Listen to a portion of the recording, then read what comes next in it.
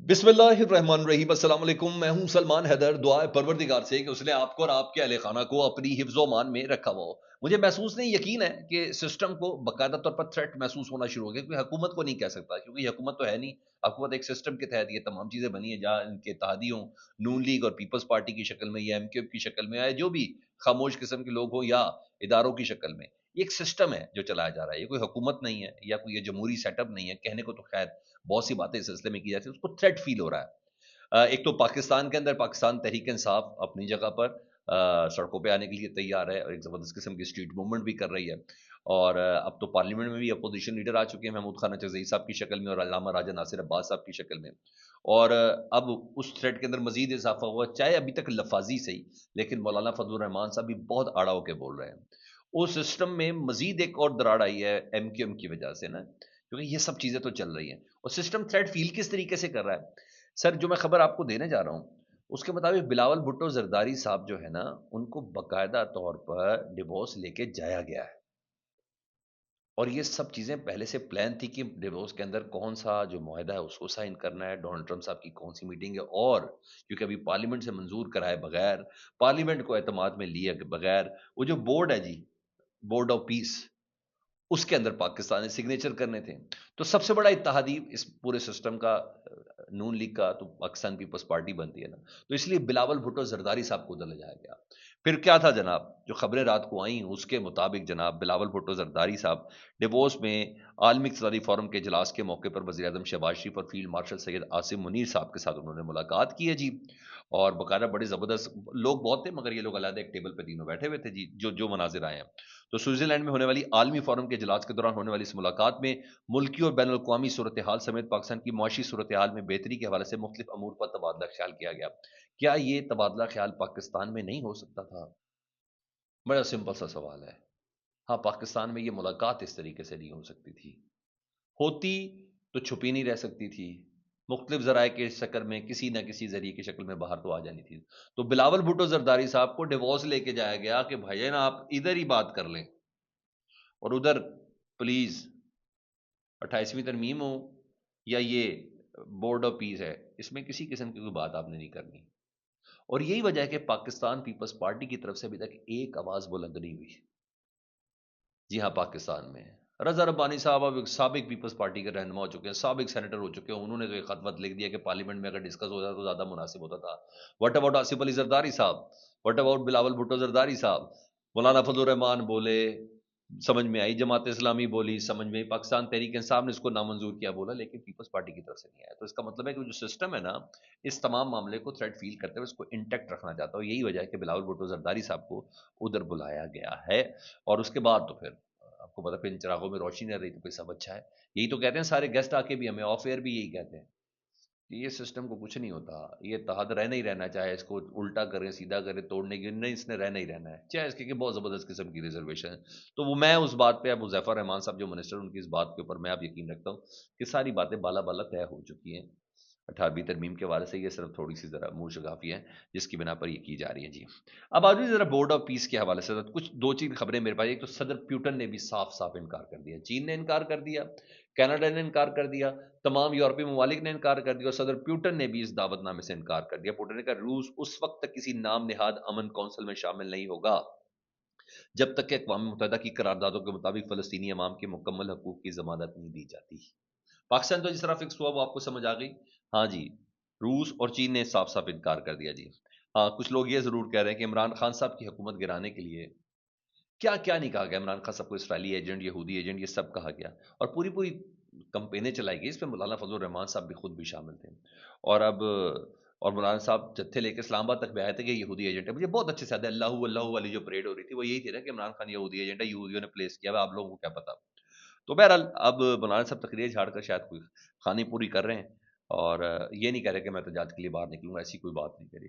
तो यहाँ भी मामला जरा थोड़ा सा कंट्रोल में मुझे लग रहा है। जब आ रहेंगे ना सड़कों पे, तब मैं आपसे बात करूंगा, तब जाके समझ आ जाएगी। तो बहरहाल इधर गजा बोर्ड का जो एग्जेक्टिव कमेटी है ना सर, उसकी हालत ये है, जो एग्जेक्टिव कमेटी इसको कंट्रोल करेगी, उस एग्जेक्टिव कमेटी में कोई फलस्तीनी तो दूर की बात, एक शख्स मुसलमान भी नहीं है ना हैरानगी की बात। और वो मुसलमान, और वो फ़लस्तीन का फ़ैसला करेंगे। अच्छा जी।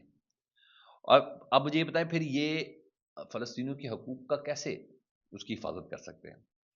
اور مزے کی بات ہے، ٹرمپ کے داماد جیرڈ کوشنر جو ایک عدد یہودی ہیں، انہوں نے، اور اس ایگزیکٹو کونسل کے ممبر بھی ہیں، انہوں نے غزہ میں ہاؤسنگ سوسائٹی کا نقشہ لانچ کر دیا. کیسی مزے کی بات ہے. میں نے آپ کو بولا تھا کہ پراپرٹی ٹائکون سارے مل کے نا انہوں نے ایک بزنس کنسورشیم بنایا ہے جس کے مطابق یہ کہا جا رہا ہے، اور یہ پاکستان وغیرہ یہ چھوڑے پر ہیں، ان کا کیا حال ہوگا. اس نقشے میں پارکس، سپورٹس، انڈسٹریل کمپلیکس، کشادہ سڑکیں، رنگ روڈ بنے گا. یعنی یہ سب بورڈ آف پیس کے تحت ہوگا. تو سمجھ آ رہی ہے ان کو؟ انہوں نے یہ نہیں بتایا کہ ہم فلسطینیوں کے لیے کیا کریں گے، انہوں نے کچھ بھی نہیں. انہوں نے بیسیکلی وہ انویسٹمنٹ ہے جس کا ایک ممبر اس بورڈ کا خود اسرائیل بھی اس کے اندر موجود ہے. تو یہ چیز ہے. تو بہرحال شہباز شریف صاحب بھی سوئٹزرلینڈ سے لندن پہنچ گئے. سنا ہے کہ 3-4 دن وہ وہاں رہیں گے لندن میں، چند دن ادھر قیام کریں گے. اور آرمی چیف بھی ذری بات ہے وہاں سے چلے گئے ہیں جی. یہاں تو یہ خبر ہے جی. ادھر ایک سروے رات کو جاری ہوا جی ایکویٹر کا. اس سروے میں ایک آرٹیکل ہے. وہ آرٹیکل کہتا ہے کہ پاکستان میں کوئی شخص مرد ہو یا عورت، سر اس کو کیسے روکیں گے؟ پاکستان میں کوئی شخص مرد ہو یا عورت، زندہ ہے یا مردہ، یعنی زندگی میں ہے یا جا چکے ہیں، حقیقی ہو یا خیالی، عمران خان جتنا مشہور کوئی بھی نہیں. عمران خان واحد پاکستانی ہے جس کا نام ہر کوئی جانتا اور لیتا ہے. یہ آخری عمران ہوگا اور دیگر تمام عمران اس عمران کے سائے میں رہیں گے. آرٹیکل کہہ رہا ہے، وہ کہہ رہا ہے کہ عمران خان جب there is no Pakistani male female dead alive real imagined as famous as Imran Khan. یہ ساری انہوں نے باتیں بولی. انہوں نے کہا جناب کرکٹ تھا تو اس سے بڑا لیجنڈ کوئی نہیں تھا. بلوڈ فلنتھروپسٹ ہو بلٹ کینسر ہاسپٹل، انہوں نے کہا اس سے زیادہ اس کا اور کیا کارنامہ ہوگا.